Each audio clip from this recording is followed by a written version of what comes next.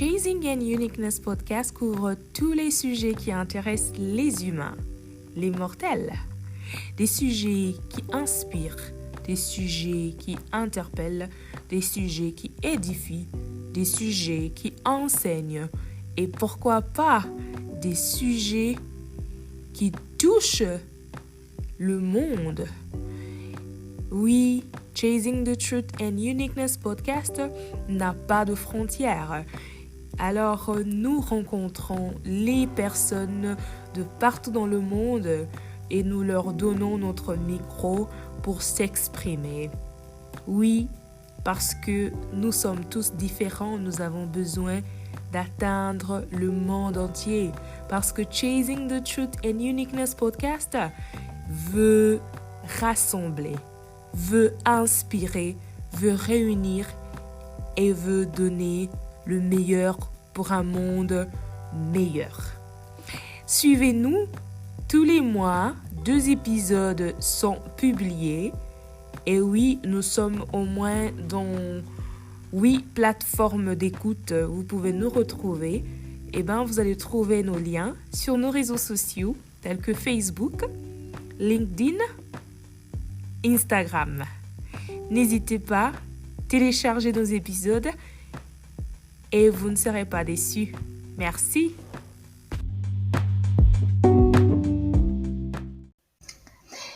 Salut! Partout où vous me suivrez maintenant, je vous dis bonjour, bonsoir.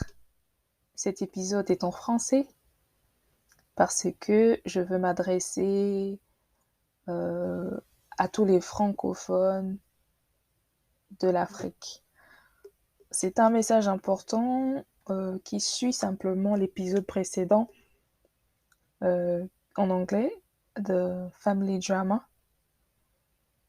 Mais nous allons avancer parce que c'est important d'adresser ce message particulièrement en français à tous les Africains.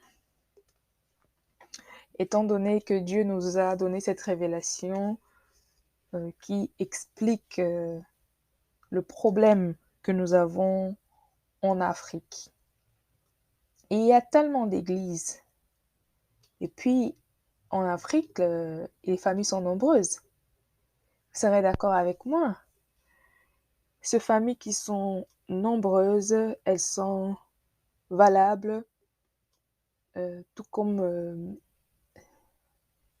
dans le pays dans lequel elles se trouvent, elles sont plutôt développées, tout comme lorsqu'elles sont en dehors de ce pays-là. Qu'est-ce que c'est une famille? Il y a plusieurs définitions de la famille, n'est-ce pas? Mais voilà la définition que Dieu nous a donnée. La famille. Qu'est-ce que c'est la famille?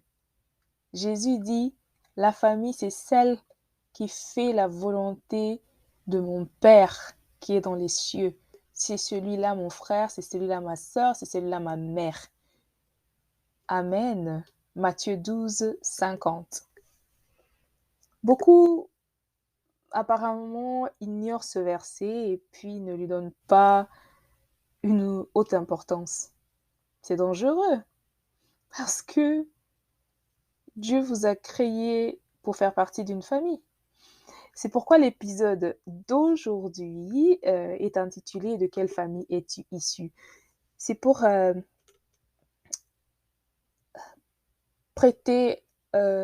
attirer ton esprit à prêter attention à ta famille.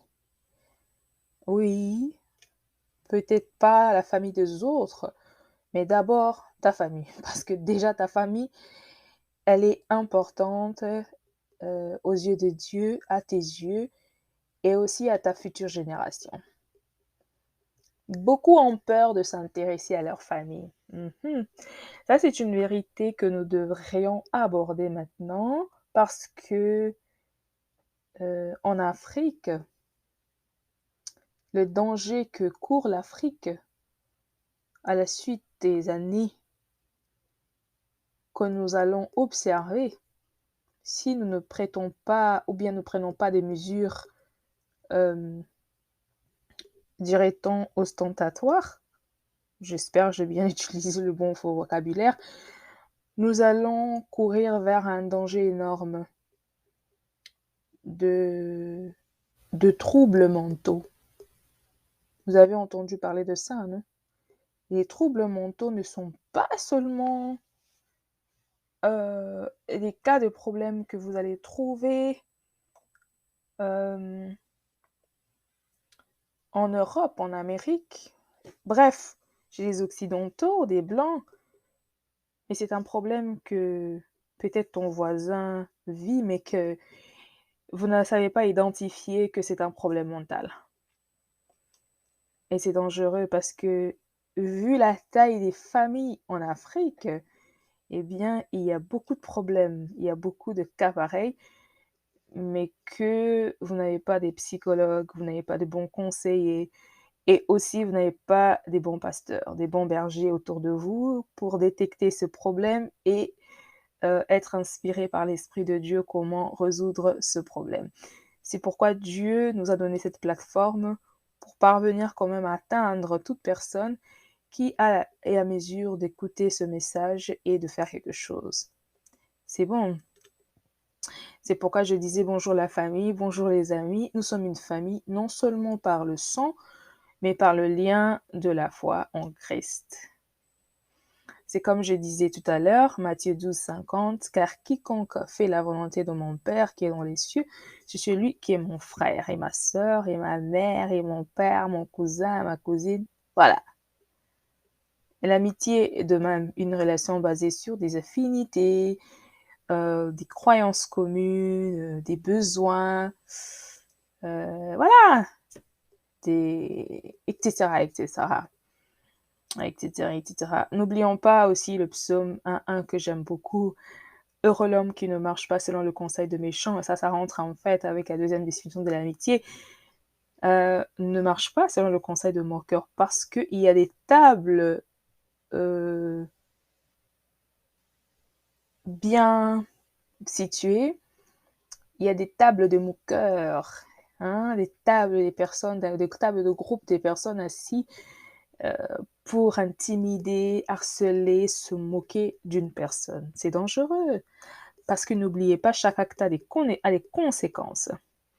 Ça peut être conséquence qui se retourne contre vous-même ou une conséquence vers la personne sur qui vous vous moquez. Et voilà, et Psaume ajoute encore qui n'associez pas, voilà justement, et qui dit qu'on ne marche pas selon le conseil de méchants. Il y a des méchants, hein, vous savez ça. Si la Bible répète les mots méchants, Dieu répète le mot méchant plusieurs fois dans la Bible, dans Psaume, méchant, méchant, eh bien, et moi, je vivais dans un monde de rêve, hein, comme Alice dans les pays de merveilles. Je voyais jamais le mal auparavant quand je grandissais. Je voyais toujours que tout le monde m'aime, j'aime tout le monde, je voyais pas le mal. Peut-être Dieu n'avait pas voulu que mes yeux s'ouvrent en ce temps-là. Il voulait que je sois ainsi. Et vous savez, le monde ne se souvient pas toujours de comment vous avez été, mais il se souvient vite de ce que vous faites de mal à leurs yeux, de ce qui semble être mal à leurs yeux. Ils ne se rappellent pas du tout de comment vous leur avez fait ressentir, que ce soit 5 ans, 10 ans passés. Ils ne se rappellent pas. Les gens autour de vous n'ont pas le courage de lever le doigt pour dire combien vous leur avez fait sentir du bien, surtout dans les amitiés. Moi, je pense qu'une meilleure amitié ou une bonne famille, c'est celle qui sait exprimer réellement les sentiments profonds qu'ils ressentent, l'affection, l'amour. Et ça, c'est déjà un remède très important pour guérir les pensées, les blessures, les cœurs. La vérité, refaire ressentir quelqu'un de l'amour. Et j'expliquais encore dernièrement à une proche comment Dieu nous a envoyés dans le monde. Je vais le faire aussi ici pour que nous puissions tous méditer sur cette révélation que Dieu m'a donnée. Alors, j'espère que vous êtes prêts. Dieu, ayant créé le monde, nous a placés dans ce monde afin de... Voilà, Dieu nous a mis dans ce monde pour participer à cet exercice d'héritage du royaume céleste. Parce qu'il y a les cieux et la terre. Il a créé, il a dit, bon, c'est un passage. Mais pour arriver, il y a le cieux, la terre. Il a dit, bon, il a mis tout ce qu'il a mis dans les cieux que toi et moi, on ne sait pas. Eh bien, il faut y arriver. Heureusement qu'il nous a promis cela, que c'est possible d'arriver là-bas. N'est-ce pas? Il a promis que nous pouvons arriver, que nous allons arriver là-bas. Mais en promettant ça, il a aussi donné des conditions. OK? Il y a des principes et des conditions. Il a créé 2 mondes. Il y a 2 mondes, mais une seule voie. Alléluia. Il a créé 2 mondes, mais une seule voie. Les cieux et la terre. Alors, dans le mystère de Dieu, il dit, bon, c'est ça la destinée de tout homme. C'est le ciel, royaume des cieux. Mais OK, j'aimerais bien leur donner ça directement. Pourquoi est-ce que je dois d'abord les envoyer sur la terre? Est-ce que c'est simplement pour se jouir, avoir du plaisir, s'amuser? Pourquoi est-ce que je les envoie sur la terre avant? Parce qu'il aurait simplement dit, bon, je crée Sarah, et ben immédiatement, allez, je t'envoie au ciel. Vas-y, habite là-bas, reste là-bas. C'est là où tu es. Mais non, il a créé le monde, il a mis tout ce qu'il a mis dans le ciel. On nous dit même qu'il y a des étoiles, il y a tout et tout et tout. Et il y a des anges. Donc, imagine un peu comment la description du ciel nous est parvenue à travers la Bible. Et aussi, on nous donne la description de la terre. Mais il dit non, qu'il nous envoie d'abord ici sur la terre. Et il commence par un seul homme. Moi, je pense que, quoi que la Bible nous dit, nous ne pouvons pas chercher à connaître l'intelligence de Dieu, mais au moins la Bible nous dit d'aimer la sagesse. Et par les révélations que Dieu nous donne, voilà c'est que nous avons compris que Dieu, il est comme tout mathématicien, physicien, psychologue. Dieu est tout à la fois. Je ne sais pas où il faut mettre Dieu, mais il est tout. Parce que ce qu'il a fait avec nous, il a choisi de nous tester, de nous éprouver pour savoir qui est celui ou qui est celle-là réellement qui mérite le royaume des cieux. Ah, parce que, dit-on réellement, en fait, voyons, le ciel n'est pas comme la terre. Eh bien, cette voie-là, ce passage-là doit être testé pour y arriver. Et donc, nous arrivons sur la terre et il y a un homme qu'il a créé, Adam. Il lui donne le bien, c'est qu'il lui donne tout. Il dit, bon, je crée d'abord à mon image. Il a créé l'homme à son image, c'est-à-dire il lui a donné tout pouvoir. Il lui a donné le pouvoir de dominer sur cette terre. Parce qu'il ne peut pas dominer en dehors de l'atmosphère ou de l'environnement qui lui est étranger. Il ne peut pas maîtriser le ciel parce qu'il n'habite pas là-bas. C'est pas là où il est. Il est ici sur la terre, il doit d'abord maîtriser la terre. Alors, mais il lui a donné tous les principes, les lois pour qu'il arrive à gagner la terre. Et il nous dit bien dans Matthieu 7, 14, la porte est étroite, peu y entreront. Même, moi je pense que même la terre aussi n'est pas aussi assez vaste que ça. Hein. La terre aussi a des limites. Hein. Il y a les limites de la terre. Peut-être que toi et moi on ne sait pas, mais il y a les limites de la terre. C'est pourquoi il nous dit dans Matthieu 17, répentez-vous car le royaume des cieux est proche. Ne soyons pas confondus non plus par la parole de Romains 19 et Actes 16, 31 qui dit presque la même chose. Hein? Donc Romains 19 et Actes 16, 31 qui nous donne la même parole. Crois au Seigneur Jésus et tu seras sauvé, toi et ta famille. Croire ne peut pas suffire pour te sauver toi-même de ce monde d'examen. et de sauver ta famille aussi de la plus grande tentation qui est de s'entretuer entre eux par le biais de Satan, le diable. Dieu a créé le monde, il y a tout mis, il a décidé de créer l'être humain pour qu'il y habite, nous, qu'on s'y plaise, mais il a donné des principes, des lois, bien des conditions pour vivre longtemps dans ce monde, il lui donne même le pouvoir de dominer. C'est merveilleux, n'est-ce pas? Cependant, ce pouvoir a été donné à tout homme. Voilà le problème.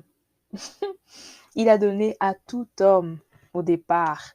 Parce que Dieu, quand il a créé l'homme, il vient dans ce monde, tout homme qui est né et que Dieu a permis que tu viennes dans le monde, il vient avec une mission, il vient avec une destinée, le pouvoir de faire ce que son père, son créateur, qui est le véritable père de l'homme, de l'individu, c'est Dieu. Mais puisqu'il est esprit, Dieu est invisible, il est esprit. Il dit, ce sont mes enfants. Je veux donner naissance à mes enfants, mais par quelle voie? Voilà, c'est que Dieu nous a révélé. Il va commencer par choisir un pays pour toi. Un pays, il choisit un pays, ensuite une nation. Après, il réfléchit. Il dit, bon, je choisis la Côte d'Ivoire. D'accord. Il te donne ce pays, cette nation. Après, il dit, bon, je te mets dans quelle ethnie. Il choisit de quelle ethnie, quelle tribu il te met là. Ensuite, il dit, bon, ok, je choisis quelle famille. Il va sortir de quelle mère, issu de quel père. Ok, il te dit, bon, il te donne telle mère, telle famille. Dieu choisit nos familles parce que nous sommes ses enfants. Il choisit d'où nous venons, d'où nous devons sortir, par où nous devons sortir, afin de pouvoir accomplir le dessein, qu'il a déjà tracé pour nous. Et chaque dessein de l'identité, en fait, de la vie de chaque humain est lié à la nation, est lié à l'ethnie, est lié à la famille, est lié aux parents, est lié à tout cela. Parce que quand Dieu donne, il a déjà tout prêt, tout est déjà accompli, il a tout fait pour une raison. Alors, je vois mal certaines personnes qui décident de blâmer Dieu pour ne pas avoir été dans telle famille, pourquoi ne pas être dans telle famille, pour une raison quelconque de ce pays, mon pays, vous insultez votre pays de ça et là. Mais c'est grave.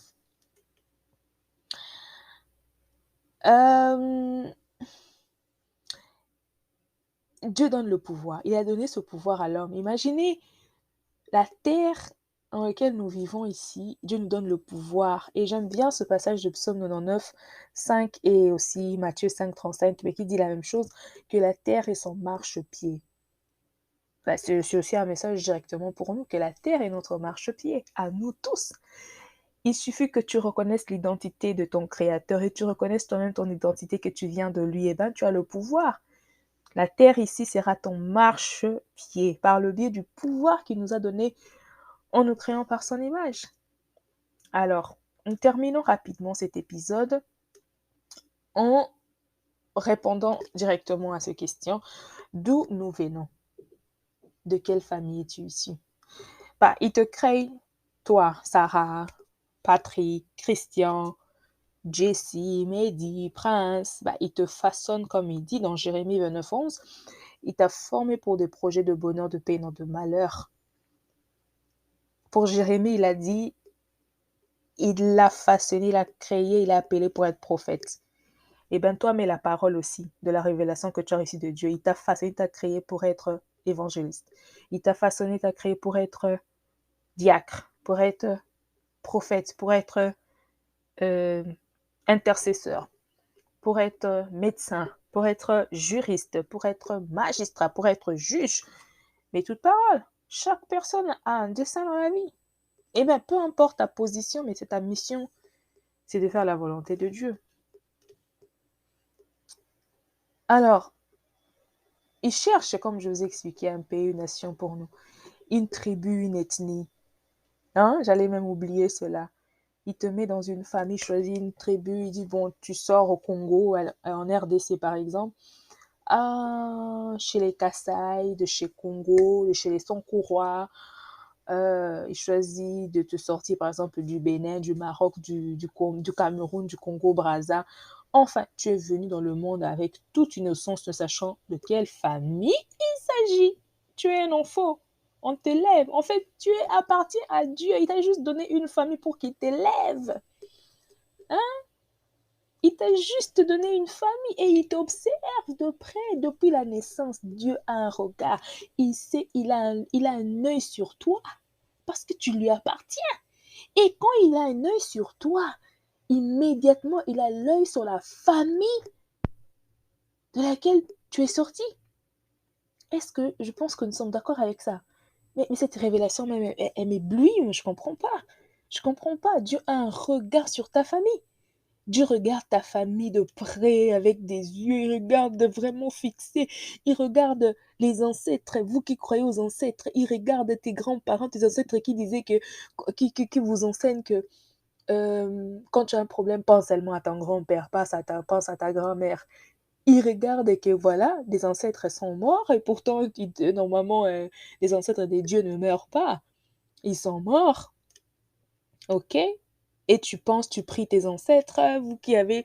Hein, c'est plutôt certainement dans les tribus de chez les Congo et tout. Les prochains épisodes dans cette 7e saison, nous allons percer. Nous allons parler de tout ça. Des ethnies, des superstitions, tout ça. Des ancêtres. Alors, Dieu te regarde. Tu lui appartiens. Même ton père, ta mère, Dieu l'observe parce qu'il appartient. Tout le monde appartient à Dieu. Mais toi qui écoutes maintenant, tu es issu d'une famille, Dieu t'observe et te regarde. Il te regarde et regarde aussi la famille dans laquelle tu es sorti. Une question pour terminer. As-tu choisi cette famille? Dieu peut-il commettre une erreur de t'avoir donné ce pays pour nation, ce parent, cette tribu ou ethnie? Pour ce que Dieu fait, tout ce que Dieu fait est bon.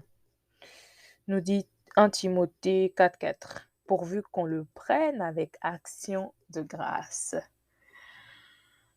Mais voudras-tu maintenant savoir de quelle famille es-tu issu? La réponse est auprès de celui qui te l'a donné, parce que l'erreur n'existe jamais en lui. C'est notre Dieu Tout-Puissant. Voilà, nous allons terminer cet épisode avec des questions à se poser. Quelle est mon origine matriarcale? Quelle est votre origine matriarcale? Quelle est votre origine patriarcale? Quel Dieu servent-ils mes parents? En qui croient-ils? Quelle est la source de leur force? Prenez une note, une notebook, prenez un cahier, un stylo, répondez à ces questions, ça va vous aider. Quelle est donc votre place dans cette famille? Voilà. Une question très importante. Quelle est votre place dans cette famille? Cette question vous permettra de vous positionner dans la famille, de savoir comment écouter la voix de Dieu sur la mission qu'il vous donne pour votre famille et comment vous pouvez aider la famille, comme il dit dans sa parole, si tu crois en moi, tu seras sauvé dans ta famille. Et quelle est ma mission au sein de cette famille? Voilà. Ça va de même. Quelle est la mission du diable? Faut pas oublier. Quelle est la mission du diable pour cette famille? N'oubliez pas. Celui-là, il dort pas non plus. Il dort jamais. D'où le diable est-il entré et par qui est-il entré? N'oubliez pas, celui-là, il ne dort jamais. Il cherche, il rôde. Donc, tant que tu ne prêtes pas attention que le diable est dans ta famille, tu sais pas répondre aussi à la mission que Dieu t'a donnée. Voilà, voilà. Comment vaincre le diable qui est entré dans ta famille? Voilà.